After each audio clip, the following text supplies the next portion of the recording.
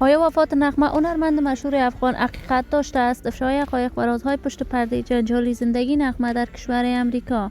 نغمه مصروف چی کار باری بوده است و دلیل دوری نغمه از همسر دومش چی بوده است و چرا نغمه دیگر به کارهای هنر موسیقیش نمی پردازد؟ من در این ویدیو پیرامون حقایق همین ماجرا خواهم پرداخت، پس در ادامه با کانال دنیا اینفو باشید.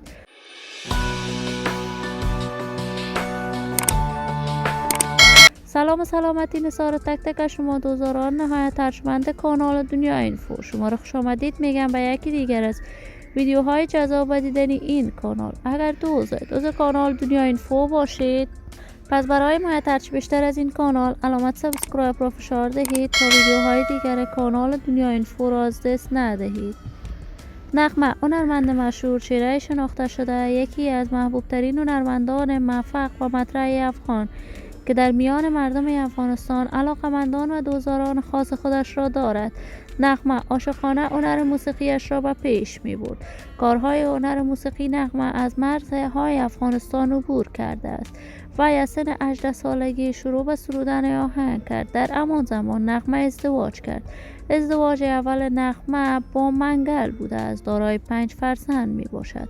اما بعد از مدت نغمه از همسرش جدا شد و راه هنر موسیقیش را دوباره در کشور امریکا به گونه وجه حسن به پیش برد.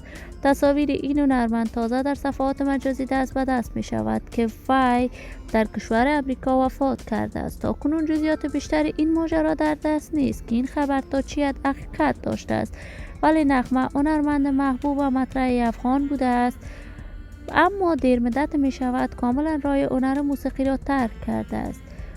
نغمه در صفحات مجازیش هم فعالیت هایی نداشته است و تا کنون واکنش از طرف خانواده نغمه درباره این ماجرا بیان نشده است، ولی ما در انتظار نشر تازه ترین کارهای هنری از این هنرمند مطرح و محبوب افغان خواهیم بود.